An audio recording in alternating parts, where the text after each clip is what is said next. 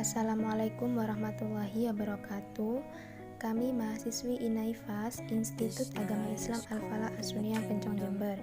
Di sini kami akan mempresentasikan sebuah makalah dengan mata kuliah pengantar penelitian pendidikan dengan dosen pengampu Siti Mutmainah MPD dan kami kelompok 10 yaitu Siti Aisyah dan Siti Nailul Ilmi. Di sini kami akan mempresentasikan sebuah makalah dengan judul makalah penelitian eksperimental.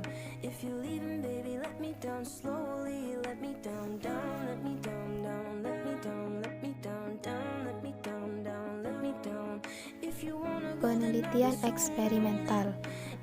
Pengertian penelitian eksperimental yaitu sama halnya dengan penelitian eksperimen adalah suatu penelitian yang di dalamnya ditemukan minimal satu variabel yang dimanipulasi untuk mempelajari hubungan sebab akibat.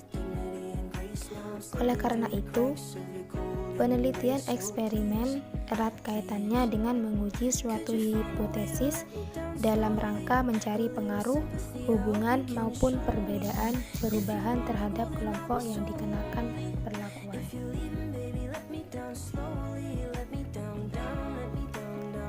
Menurut Arboleda, penelitian eksperimen adalah penelitian yang dimana peneliti dengan sengaja melakukan manipulasi terhadap satu atau lebih variabel dengan suatu cara yang dapat mempengaruhi variabel tersebut. Dan menurut Kerlinger, penelitian eksperimen adalah penelitian di mana peneliti melakukan manipulasi dan kontrol terhadap satu atau lebih variabel bebas sekaligus pengamatan terhadap variabel-variabel lain yang terikat untuk menemukan variasi yang muncul karena adanya manipulasi tersebut.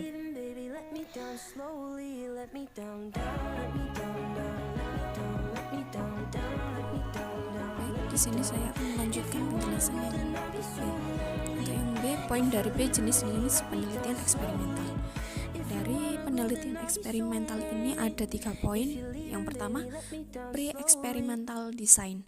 Desain ini dikatakan sebagai pre-experimental design karena belum merupakan eksperimental yang sesungguhnya, karena masih terdapat variabel luar yang ikut untuk berpengaruh dapat terbentuknya variabel dependent.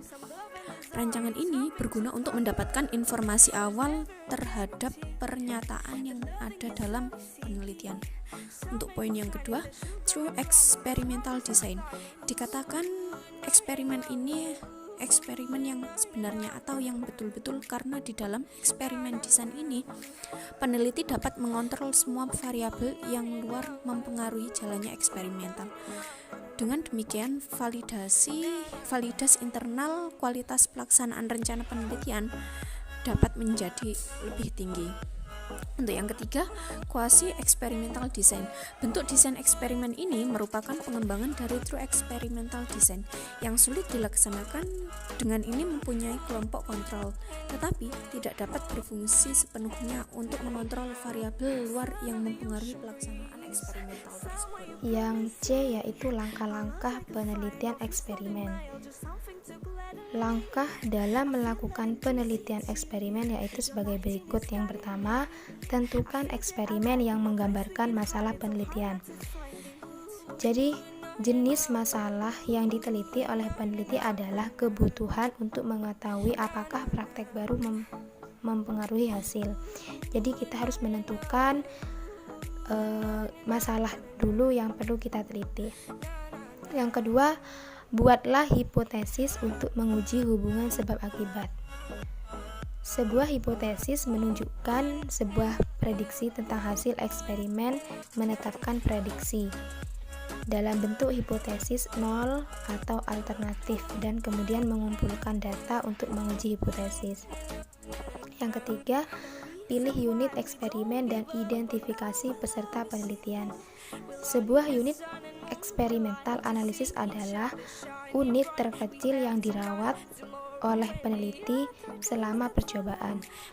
Pemilihan serta dilakukan dengan cara yang sistematis agar dapat mewakili populasi sehingga hasil penelitian dapat digeneralisasi.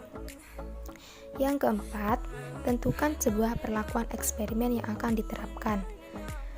Kunci dari desain ini yaitu menetapkan tingkat perlakuan dan menetapkan satu tingkat ke masing-masing kelompok, seperti satu tingkat ke kelompok eksperimen dan tingkat lain untuk kelompok kontrol, kemudian dibandingkan hasilnya. Yang kelima, pilihlah jenis desain eksperimen. Peneliti harus membuat beberapa keputusan berdasarkan ketersediaan peserta dan mengendalikan pengaruh asing dalam penelitian tersebut.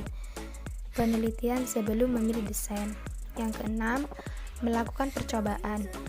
Peneliti melakukan penelitian dengan melibatkan langkah-langkah prosedural sesuai dengan desain yang dipilih, antara lain penyelenggaraan pretest, memperkenalkan obat yang akan diperlakukan dalam kelompok, pemantauan proses selama penelitian berlangsung, mengumpulkan hasil post-test, dan penggunaan etika dalam penelitian dengan menginformasikan tentang ujian dan alasan.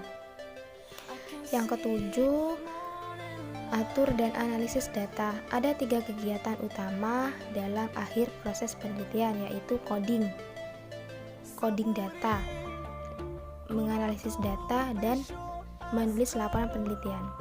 Coding data berarti bahwa peneliti mengambil informasi untuk dianalisis dalam komputer. Analisis deskriptif dengan menggunakan analisis statistik dan mencatat variabel data, kemudian membandingkan hasilnya.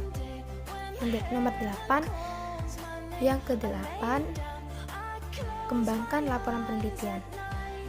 Dalam laporan penelitian, eksperimen membuat informasi tentang peserta dan tugasnya, desain eksperimen, intervensi dan bahannya, kontrol atas variabel asing, pengukuran dan pengamatan.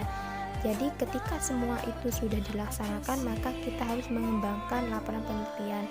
Bagaimana sekiranya laporan tersebut itu bisa bermanfaat bagi semuanya.